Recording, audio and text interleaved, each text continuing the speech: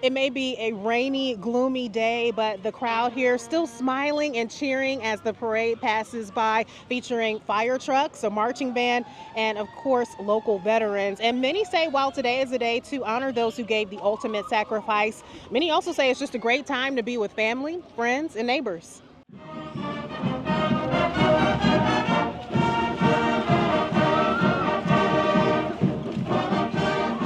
Because it's a lot of fun, and I think that it just like helps bring like everyone, like make everyone happy. Kind of help to bring everyone together. Yeah, because like we're at that part where it's like beginning to feel like summer, but it's not quite yet summer, as you can tell. So I just think it brings everyone closer. But just seeing the community and veterans coming out and standing when they come by and respecting them, and that's what I try to do. You said that you found this setup and thought it'd be perfect for the parade. Tell me about Well, that. I tired from work, coming home, saw it on the side of the road, sat in it, about fell asleep.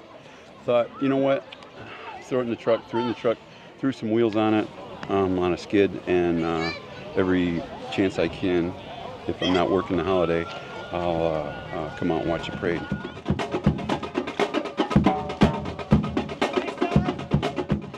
I am 88 going on 100.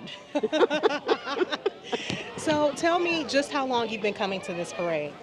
As long as it's been on. I just, it's part of my Labor Day, or excuse me, my Memorial Day time. And I can go on and do picnic or whatever after that. But this is part of my community. We should be thankful daily that we live in the country that we do and have all the privileges that we have that a lot of other people in the world do not have. And it's everyone should be very thankful for that, being able to come to the parade, in fact, have that privilege to do that.